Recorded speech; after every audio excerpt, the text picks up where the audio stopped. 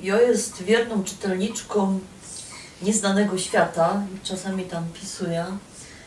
I jest tam taki dział, który się nazywa Dotknięcie Nieznanego. Tam ludzie, co mają większą odwagę, piszą o różnych dziwnych zdarzeniach. Mnie tam zafascynowała jedna sprawa, tam były 3 historie pod rząd, kiedy to tam zebrali do kupy, mianowicie 3 różne osoby z różnych okresów i różnych rejonów Polski opisywało takie zdarzenie, że jak dowi ludzie konie trzymali w gospodarstwie, to czasami cosik tym koniom bez noc zaplatało grzywy i ogony w bardzo misterne warkoczyki.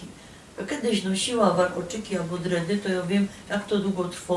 Miałam 18 warkoczyków, to było 3 godziny, a taki koński ogon czy ta grzywa, cienkie warkoczyki, to jest richtig piękne. I te warkoczyki były bardzo piękne, tak zaplecione, że się nie dały rozplątać, ale co najważniejsze, konie rano były zmydlone, spienione, bardzo zmęczone, bardzo niespokojne, a jedna z osób jako dziecko widziała ten moment zaplotania, stała na progu stajni i ona nie widziała palców, ona widziała, jak się to samo zaplatało. Co ty o tym sądzisz w ogóle? Czy to jest 3 różne osoby, czy to jest myglisz, o co to się rozchodzi? No cóż, ja myślę, że duchowość to jest bardzo szeroka sprawa i my jako właśnie Słowianie, przecież i Celtowie i w ogóle o najstarsze ludy zawsze wierzyli, że istnieją siły natury, które w jakiś sposób mogą ingerować w nasze życie i często to robią. Stąd chcąc jakby zachęcić ich do współpracy, do tego, żeby ta harmonijnie układało się to pomieszkiwanie ludzi w lasach, w różnych miejscach, które tak naprawdę człowiek wyrywał tej naturze. Przecież my po prostu wyrywamy. Ja, my to wytargali, ja. Żeby nie powiedzieć momentami po chamsku wytargali. No. Więc myślę, że ludzie próbowali sobie jakoś z tymi duchami natury układać współżycie. I z mojego punktu widzenia, dlaczegoż by tak miało nie być, że skoro tak kruchy i delikatne stworzenie jak człowiek może mieć duszę, może mieć anioła stróża, swojego opiekuna,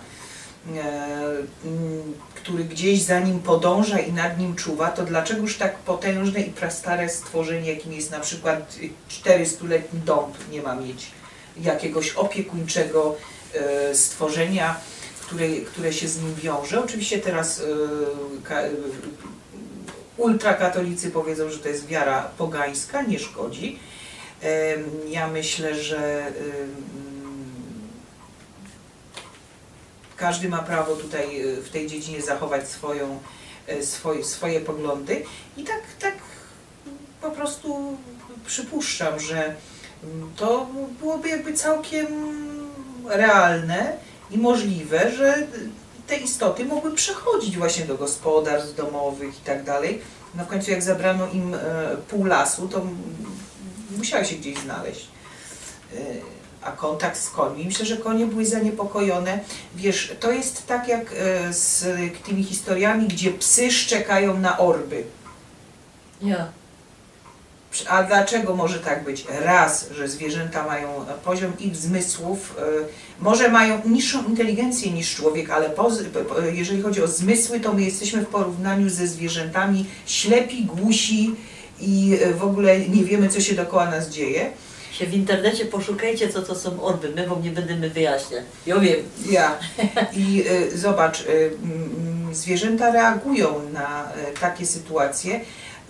Można to wytłumaczyć dwojako, albo właśnie tym poszerzonymi zmysłami, które mają, albo jeszcze inaczej, że po prostu mają dysonans poznawczy, tak?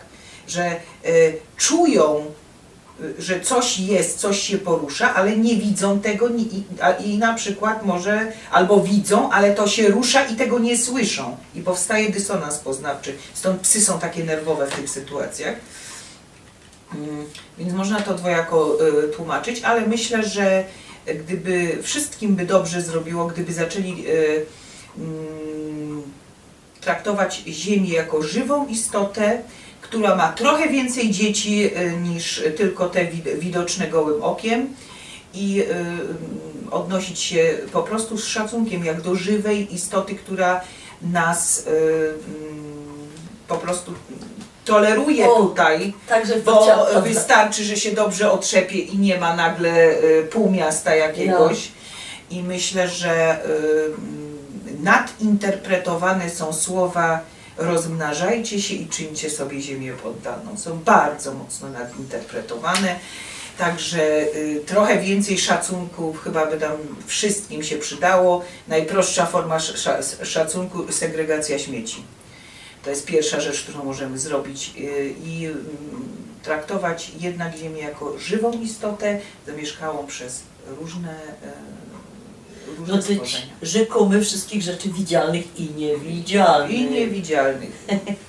I tak to właśnie jest, że troszeczkę za bardzo jesteśmy nakierowani na siebie i na to, że wiesz, ta duchowość istnieje. No może też troszeczkę to się bierze stąd, że gdybyśmy popatrzyli szerzej na wszystkie istoty żyjące, te widzialne i niewidzialne, w taki sam sposób, to może wypadałoby wszystkim nam zostać wegetarianami. Dlatego niektóre tematy, no ludzie, wydaje mi się, że świadomie i z premedytacją nie poruszają, żeby nie iść zbyt głęboko. Ale w każdym bądź razie wierzę, że są siły, które nie do końca znamy i mogą się one w przeróżny sposób objawiać. I kiedyś przyjdzie taki moment, że sama nauka zrozumie, wyjaśni i pokaże i może wtedy nie będzie już można udawać, że jeżeli czegoś nie widać gołym okiem, to tego nie ma.